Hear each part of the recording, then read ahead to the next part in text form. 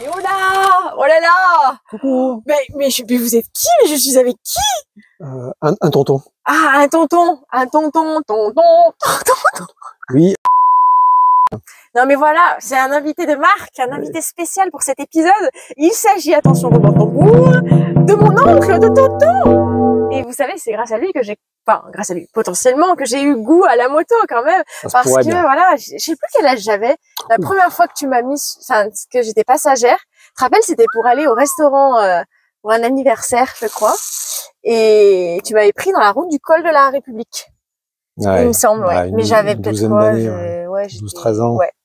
J'étais ado, j'étais jeune. Jeune ado, 12-13 ans. Ouais. Et tu sais que depuis, j'étais tellement bien passagère que je me disais, je vais rester passagère. Et jusqu'à un jour me dire, je franchis le cap, j'ai envie d'apprendre à conduire moi-même la moto. Le virus, ça s'appelle. Le virus. Ça s'appelle le virus de la moto.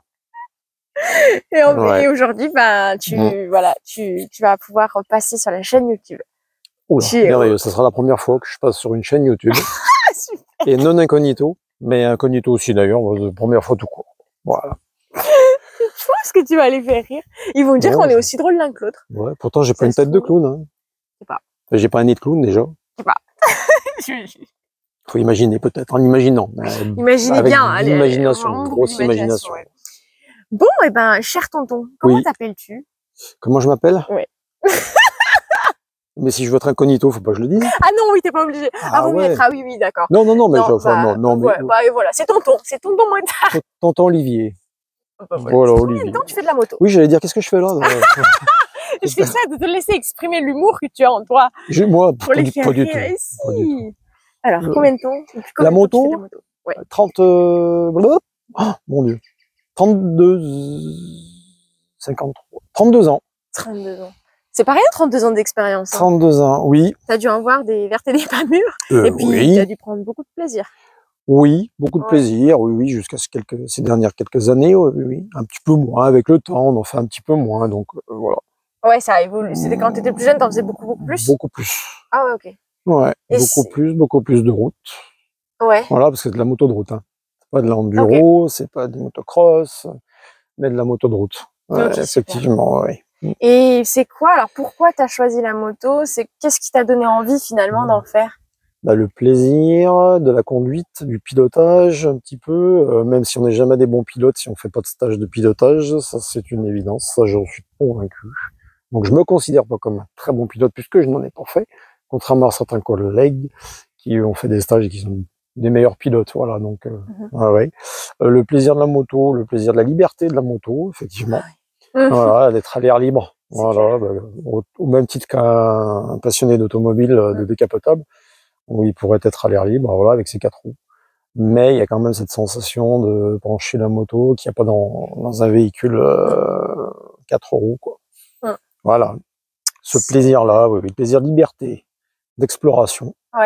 Et liberté tout court, puisque quand on est dans les bouchons, l'avantage c'est de pouvoir en toute il faut absolument être prudent, en toute prudence, voilà, merci, en toute prudence, passer entre les fils, mais tout en étant très prudent, voilà, on n'est jamais à l'abri d'une portière ouverte, d'un bras qui se tend, ou de quoi que ce soit, il faut toujours passer avec prudence. Quand je vois des motards, en étant automobiliste aussi, passer en plein milieu, mais à des vitesses, dans les bouchons, je me dis, heureusement que j'ai pas tendu le bras, sinon il m'arrachait le bras, quoi. Donc là aussi, les motards ont leur responsabilité. Les automobilistes aussi, mais nous aussi. Ouais, voilà. C'est vrai ça. Et ça va, t'arrives avec ta BM quand t'as les valises sur les côtés à passer ou là oui, c'est un peu limite, oui, effectivement, c'est une BM 1150 RT de 2003. Et effectivement, avec les valises, c'est parfois compliqué, elle est très large. Sachant que de toute façon, si mes rétroviseurs passent, mes valises passent. Elles sont dans l'axe. Ah, c'est cool ça comme repère. C'est un bon point de repère. Si mes rétroviseurs passent, voilà, j'arrache pas la valise puisqu'elle est dans l'axe. Ah, c'est cool. Ouais. Très bien. Et je confirme qu'elle est très confortable, cette BMW, hein. Sauf le jour où tu te rappelles, attends, c'est une petite une anecdote que j'avance. Tu te rappelles quand tu étais venu me chercher, et puis on avait roulé un bout, et en fait, tu t'étais rendu compte que tu avais pas mis la suspension pour le passager. T'as une option comme ça, le réglage. J'ai un réglage pour le poids, oui. Ouais. Et du coup, ça allait bien. Ah oui, après, tu l'avais mis, et effectivement. Oui, effectivement, tu ne dois pas être bien lourde, mais. Non, ça va. Mais oui, effectivement, il y a un réglage pour le poids, oui, sinon, ça te donne le mal de mer, quoi. La suspension est trop souple. Mais c'est trop bien, franchement, elle est très confortable. Bah, c'est une routière, c'est ça? Ouais, c'est une grosse routière, oui. Ça fait combien de temps Grand que tu l'as? Tourisme, ça fait depuis bah, je l'ai acheté depuis le départ, je l'ai. Ah ouais, mais tu l'as depuis le départ, ouais. Voilà, depuis le 2003. Wow. Donc ça fait 22 ans. 22 ans. 22 ans. Et elle a pas eu un problème, elle est toujours impeccable. Non, quand tu non, l'entretiens, il n'y a pas eu de soucis. ouais. Bon entretien, voilà, il est entretenu un petit peu chez BM, jusqu'à ce que le prix de l'heure chez BMW en entretien coûte un petit bras, n'est-ce pas? Bon, voilà, je leur jette pas la pierre, hein. Mais voilà, il y a d'autres alternatives. Voilà. Bon. Ouais, c'est vrai, ça, ouais. Les petits garages qui font aussi bien. Exactement. Voilà. Je sors mon anti-sèche pour la prochaine question. Oui. oui. Alors, ta première moto et sa cylindrée. Première moto, une Yamaha, et c'était un trail, c'était un 600 XTE. Wow. Donc il y avait des XT qui se démarraient au kick, les 600, et après il y a eu le 600 XTE, donc électrique, démarreur électrique, et ça a été celle-ci, 600 XTE. Ouais. On a fait pareil, t'as vu, j'ai commencé par une Yamaha aussi, la MT 125. Cette famille. Cette famille, décidément, motard, même marque. Donc à plus de 50 ans, tu seras qu'une BM. Oh purée, ah ouais. En plus, mais tu sais que t'as raison parce que j'aime bien le confort. Ouais. Alors une routière. Par contre, elles sont hautes, tu sais, vu que j'aime bien toucher bien les pieds par terre. Alors moi maintenant, ils ont quand même, c'est une marbre. On fait pas de pub pour BM ni qui que ce soit. Hein, on n'est pas sponsorisé, on partage juste comme ça. Non, ils ont fait des progrès. Avant, c'était des motos pour les vieux, comme on disait. Quand j'avais 20 ans, j'appelais ça les vieux de 40 ans, quoi. N'est-ce pas, excusez-moi. Et pas du tout aujourd'hui, ils ont fait des motos vachement modernes et très jolies en design. Voilà. Un design beaucoup plus jeune, beaucoup plus fun. Les GS, elles sont pas mal. Les GS, par contre, elles restent encore un peu hautes, effectivement. C'est ça le problème. Même moi, je fais qu'1m73. T'as dit, c'est un peu, je pense, un peu limite. Ah ouais, t'as raison. Donc après ma Kawasaki, je vais peut-être passer sur une BM, qui sait. On verra la suite des événements. Et toi, tu passeras sur une Harley Davidson, sur une custom. T'aimes bien ça? Maintenant que tu avoir l'avenir, mais bon, l'avenir et le budget, voilà, à voir. Mais ça titille de la custom. Ah oui, ça titille. Ça a toujours titillé. J'en ai eu un. Ah oui, t'en as déjà eu un? J'en ai eu un, après un accident de moto, Ok, d'accord. Et tu préfères les sensations, parce que la conduite c'est différent, parce que du coup t'as les pieds vachement en avant, non? C'est quoi là? Bah après c'est différent, les deux sont bien. Et aujourd'hui avec des soucis de genoux, n'est-ce pas? Ah oui, c'est vrai. Ah oui, donc là c'est plus pratique sur. Je m'aperçois qu'effectivement en ayant les jambes un peu plus tendues sur des Harley, on a beaucoup moins mal aux genoux. Sur une moto comme la mienne, un peu fléchie, routière, alors sportive, j'en parle même pas, quoi. Avec les genoux complètement pliés, si on a mal aux genoux, on a tendance à tendre la jambe très souvent. Que sur les customs, effectivement, la jambe étant tendue aux 3/4, je m'aperçois ces derniers temps qu'effectivement, ça peut être un soulagement pour la conduite. En ce moment, je conduis très très souvent les jambes tendues. Les gens doivent se dire, il est complètement barjot, il n'a pas de cale-pied, il a perdu ses cale-pieds en route. Et oui, mais que t'as mal aux genoux. Voilà, parenthèse. Ah ouais. Bon, bah écoute, c'est bon à savoir si vous avez des problèmes de genoux. Peut-être la custom, ça peut être plus confort, selon votre style, quoi. Oui. Alors, est-ce que tu as eu des chutes? Si tu veux nous en parler, ce que tu retiens, qu'est-ce que tu as appris, qu'est-ce que ça t'a, comment réagir, si tu veux juste le partager, sans toi libre. Alors, la première réaction que je vais vous dire, c'est que j'ai eu, un accident de moto, avec cette moto, avec la première moto. Donc ça, c'est peut-être plus un message pour les jeunes. Imaginez pas que vous êtes des bons pilotes, on n'est jamais un bon pilote. Il n'y a pas de bon pilote. Surtout aujourd'hui avec la circulation qu'il y a. Imaginez simplement que tout peut arriver à tout moment, et soyez simplement prudent, et surtout, laissez votre moto au garage lorsque vous avez un énervement, une dispute, quelque chose qui s'est passé juste avant, qui vous a contrarié. La moindre contrariété sur un 2 roues peut avoir un impact que vous n'avez pas, dont l'issue n'est pas la même qu'en 4 roues. Voilà, c'est exactement ce qui s'est passé pour moi, où je me suis énervé sur la moto, j'ai accéléré très très fortement, et où j'ai pris un virage, j'ai loupé un virage à 80 km/h, et la roue avant a glissé, et au lieu de me laisser glisser par la roue avant, j'ai voulu redresser, et en redressant, j'ai filé tout droit dans un mur qui m'a arrêté net, à 80 km/h. Voilà. Donc, 80 km/h dans un mur, ça pique. La moto a explosé. Moi, par la grâce de Dieu, puisque je suis, chacun croit ce qu'il veut, hein. Mais par la grâce de Dieu, je suis croyant, je suis croyant.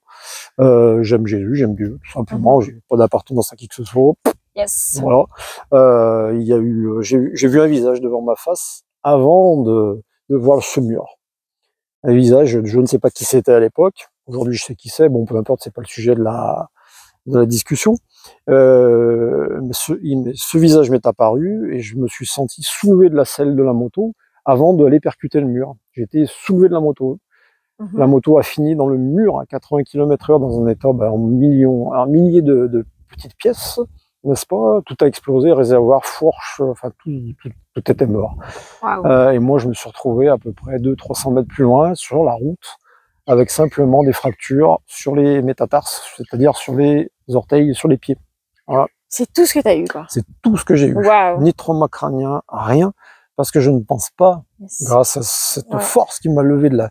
Mais c'est indescriptible. Ah, Jésus, cette force qui m'a levé, bah voilà, tu as dit le mot, tu as donné le nom de la personne. Exactement. Voilà, c'était la première expérience, parmi d'autres.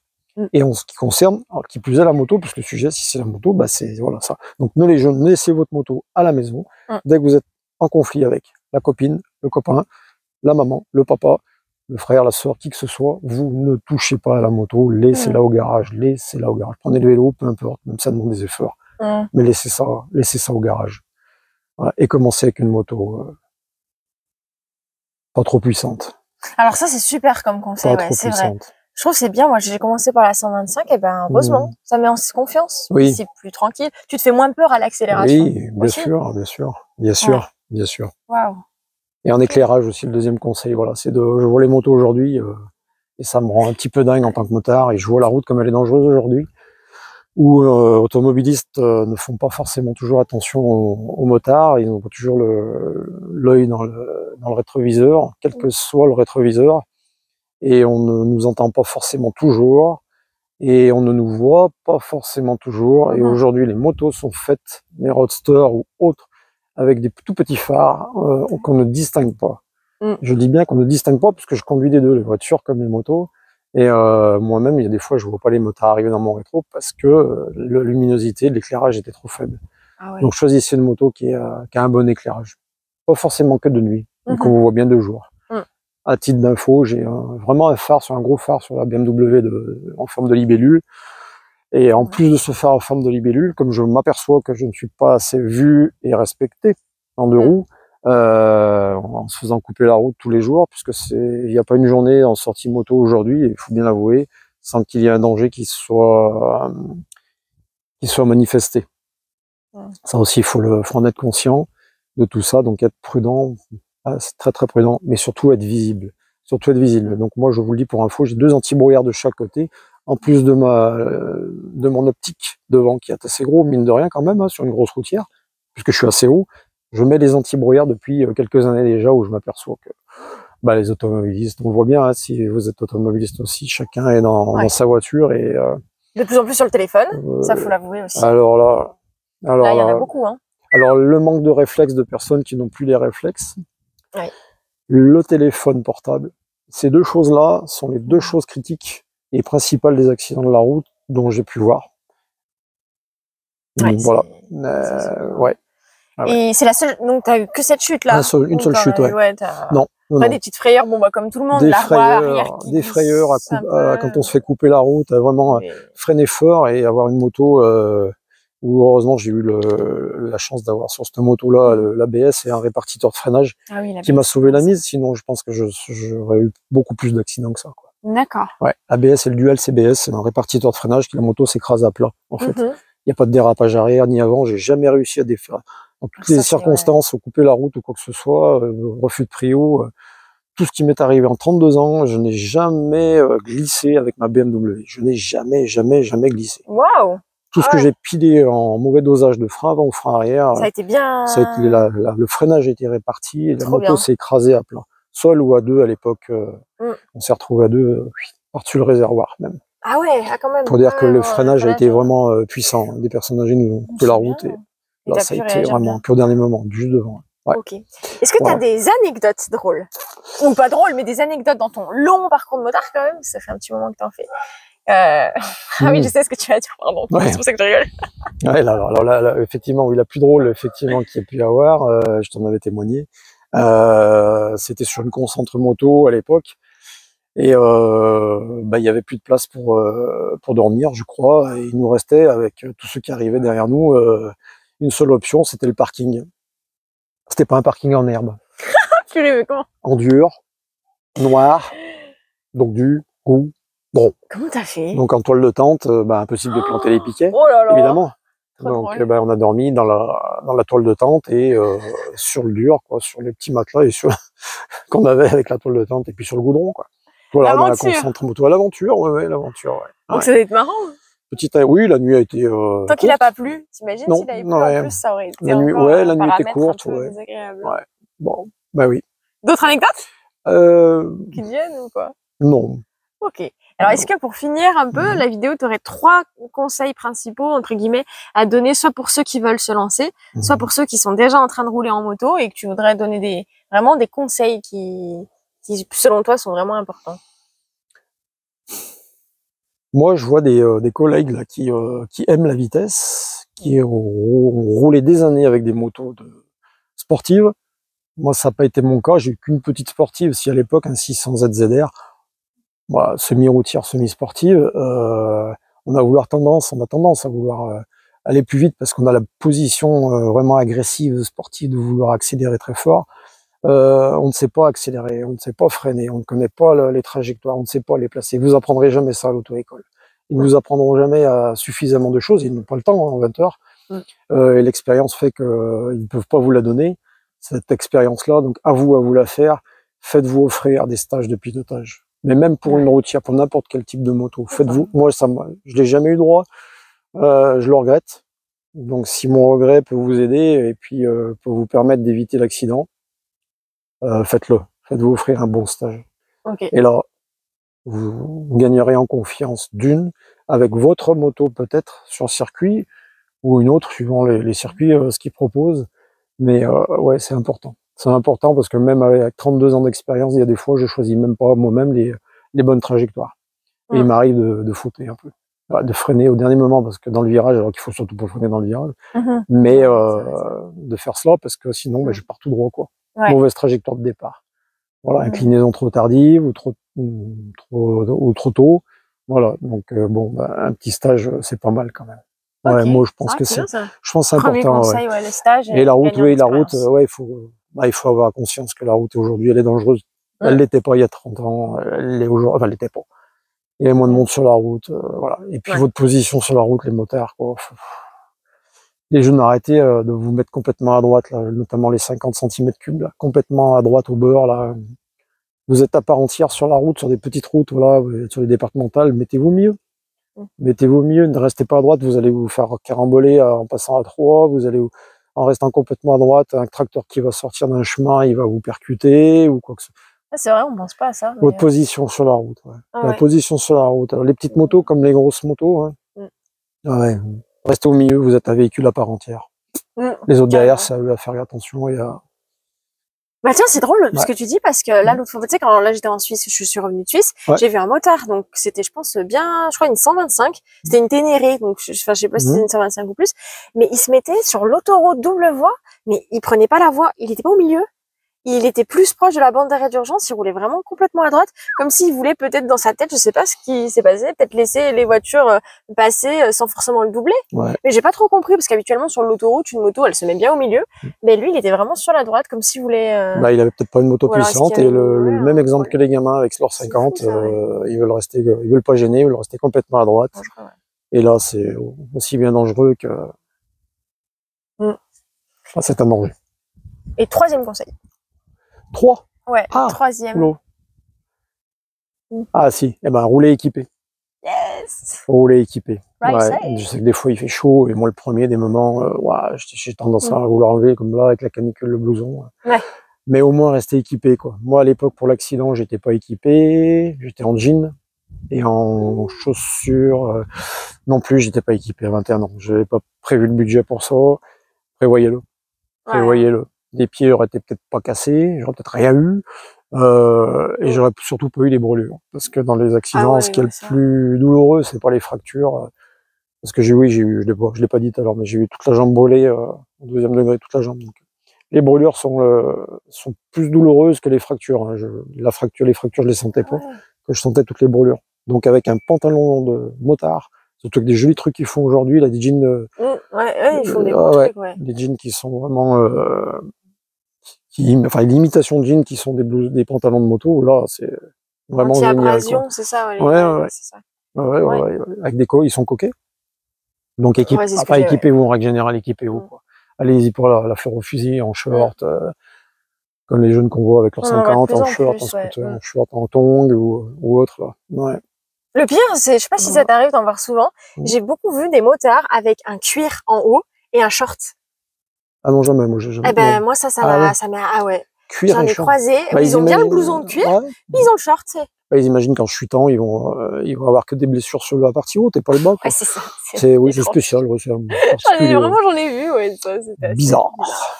Très, très bien. Merci pour toutes ces infos, ces conseils, ce partage d'expérience. Est-ce que tu as le mot de la fin? J'ai rajouté quelque chose? Ben non, amis motards, prudence. On est en 2025 et dans les années futures, il y aura encore plus de véhicules, plus de voitures. Donc prudence. Yes. Voilà. Ride safe. Aimez la moto, mais soft la moto. La vitesse résoudra rien. Si vous voulez vous faire plaisir, allez sur les circuits. Ouais, c'est vrai. Allez sur les circuits. Car j'ai pas fini mon explication de tout à l'heure avec mes collègues qui aimaient la vitesse et qui aimaient la moto sportive. Mais 40 ans ou 50 ans, pour ceux qui ont mon âge aujourd'hui, ils ne roulent plus sur la route avec leur moto sportive, mais ils continuent leur passion sur les circuits. Voilà. Ouais, c'est bien, mais prudent. Et puis au moins, à chaque environnement, ça pratique, quoi. Sinon, et ils ont l'obligation. Et puis sur les circuits, ils ont l'obligation de toute façon d'avoir leur équipement. Ouais, il faut être équipé. Le loueur du circuit, de toute façon, ne prend pas du monde sans équipement. C'est interdit. Ok. Voilà. Trop bien. Et ils ont des conseils, des conseils de pilotage et quoi que ce soit. Et voilà. Ouais, c'est mieux. Ouais. Voilà. Mais voilà. Roulez équipé. Super. Bah, merci tonton Olivier. Rien. Ride safe.